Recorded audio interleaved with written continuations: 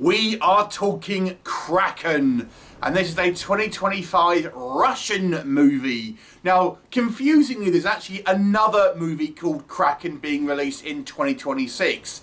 So this is the 2025 movie. So Kraken, obviously the English translation for this Russian movie. I couldn't tell you anyone involved in this movie, as I wouldn't want to butcher their names, but you know, just imagine this guy is in the movie. So let's talk about Kraken.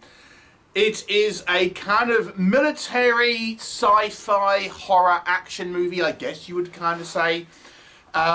We have a situation where a submarine goes missing in the Arctic somewhere, a Russian submarine, and another submarine is kind of sent to try and locate it, because to try and rescue the obviously the navy on board, obviously this crew, and kind of destroy any weapons that might be that don't fall into enemy hands.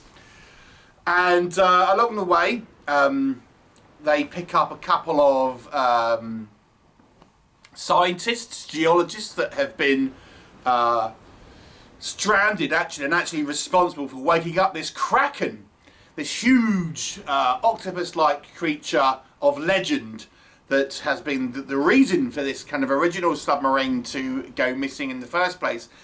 So now this crew of unlucky sailors, I guess you want to say, have to deal with this huge Kraken, along with a variety of environmental issues and a kind of a fracturing of loyalties within the actual submersible itself.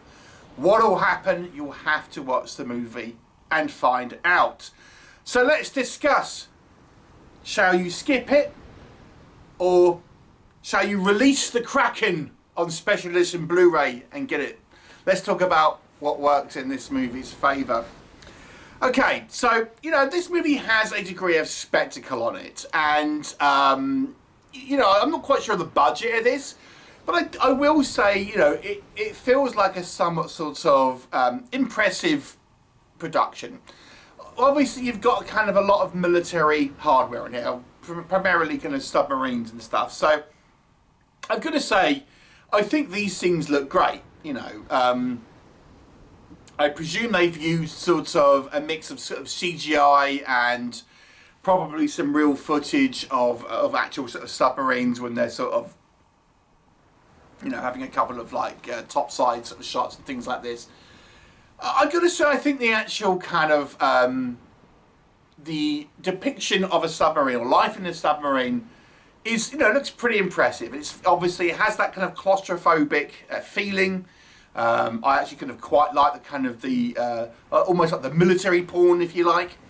I thought it was quite impressively done, and I've got to say, I think the cast here do a good job of kind of portraying military types. Now I saw a subtitled version, so it's hard to really kind of quantify the acting, really, because obviously I'm reading subtitles rather than hearing emotional cadences and performances and stuff like that. But the acting seemed fine to me, maybe with the exception of there's a couple of the scientists that kind of speak English. I don't think they're not meant to be English, but they speak English, and maybe those kind of sequences weren't particularly kind of well handled, but for the most part, I think the acting is pretty solid. And I've got to say, I think when we have our kind of Kraken creature, it's pretty impressive. And this thing is huge. I think one of the problems is with when you have such a big creature, and this is kind of the same with any Kaiju movie, really, sort of Godzilla and stuff, is like, how do you interact with this as a kind of a human? Because you're so insignificant in regards to scale. How do you have a kind of a human really directly interacting with something this large? And obviously, this thing kind of is like Cthulhu looking. It's huge. And even when you see shots of the submarine against this Kraken, the submarine is tiny compared to it. So you can imagine the size of like a human. It's absolutely massive, even possibly just too big, to be honest with you, because you wonder how anything this large would ever going to go undetected. It's absolutely probably bigger than Godzilla, to be brutally honest with you. So, you know, but I gotta say, I think the VFX here look impressive when we obviously see it. I think the shots of this, you know, the CGI work using obviously the submersible. There's a reasonable amount of it. I've got to say, I think look pretty good. And even like the internal shots where it's, you know, obviously possibly even shot inside of a submarine. I don't know, but it all looks impressive.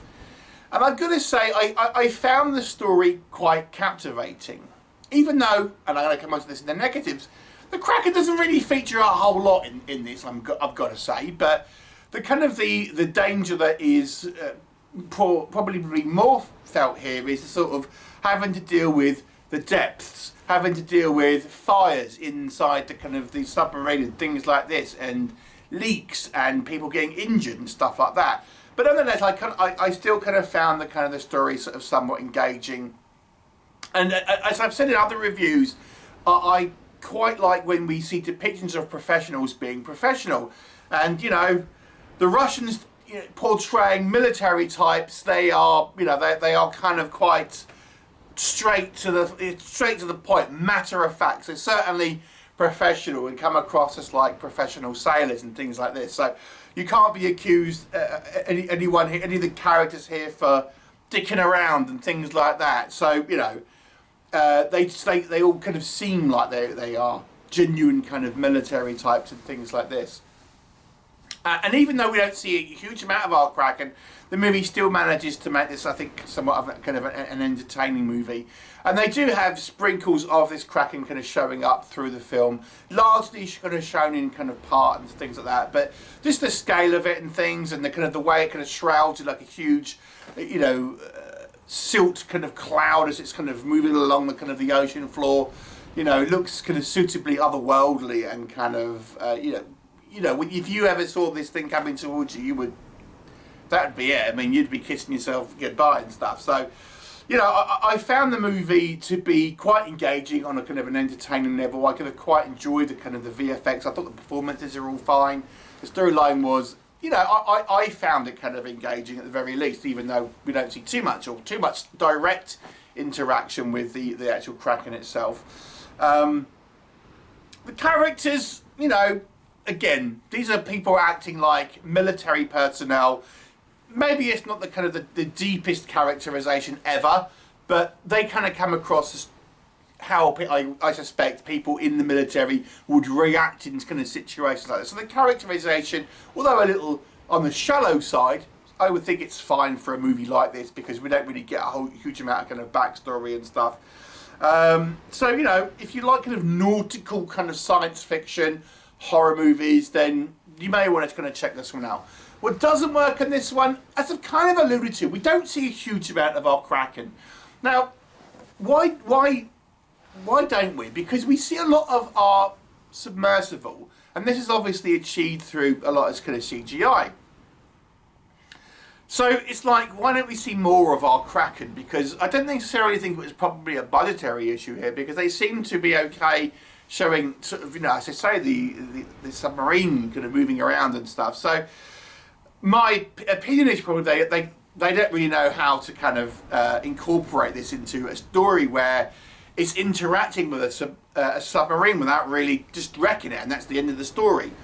So that presents a little bit of a story problem here, because we really don't see much of our Kraken. And even when we do see it, we never really got a money shot here. We never really sort of see this thing in sort of scale. We only ever see like its eye or its some of its tentacles, or it kind of shrouded in silt and stuff like that. You never really feel like you get a great money shot in this movie, even though I think the effects actually, despite some negativity which I have seen on this, I actually think the effects were fine.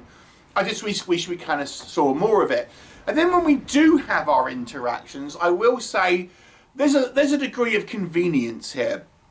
There's a sequence about halfway through where this Kraken is directly on top of this kind of submarine, and its kind of tentacles are just kind of like flailing around, and our submarine is on silent mode, just kind of going through it, and these tentacles just seem to miss this submarine, thinking, you know, it's just really kind of quite convenient, and it just happens to kind of like pass through without getting like twatted by one of these sort of tentacles and things like this. So there's a degree of convenience, and as we come to our finale, again, it really is somewhat convenient, I have to say.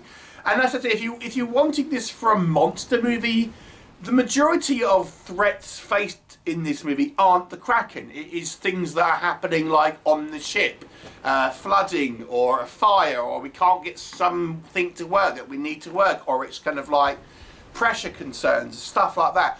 It's like a disaster movie, really, more so than it is a kind of a creature feature, because I just don't think they've really thought of a way for this creature to really interact with like the human cast in any sort of meaningful way, because it's just simply too big. And as a sort of kaiju-sized creature, even a submarine, it's just like, it could easily sort of swat it away. So, I think it lacks a little bit on the kind of the creature, it being a creature feature and all that.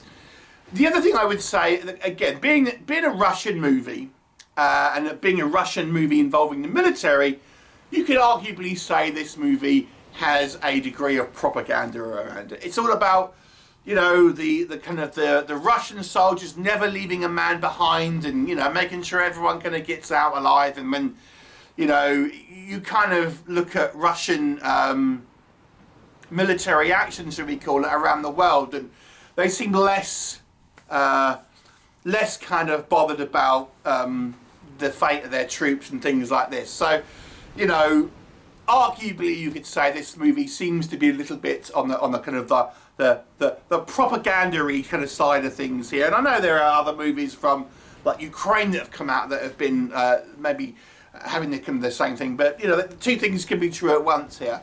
I still think it's an entertaining movie, but there's a degree of propaganda here. It's probably fair to say. And as I've kind of hinted to again, I mean, the characters don't get a huge amount of characters building, really. They're just kind of straight military types, and that's just the Russian way, I suppose. There is a little bit of a kind of a forced love triangle here. Thankfully, they don't dwell on it too much. One of the scientists is a female, and she's kind of like got a bit of a flirtation with the commander, and the other scientist has got a bit of a thing for her. So they kind of introduce a little bit of a love triangle, which I think was unnecessary, but it doesn't really kind of detract too much from the film.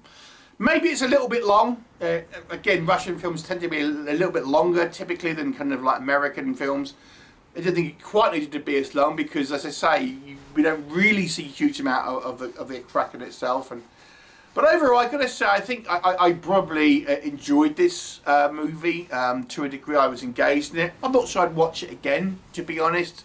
So for me, it's a 6 out of 10. It's an okay, probably slightly above average movie, but it's not one I would kind of rush out and watch again necessarily. But it's probably worth a one-time watch. Just don't be expecting too much film with Kraken in. All right, bye for now.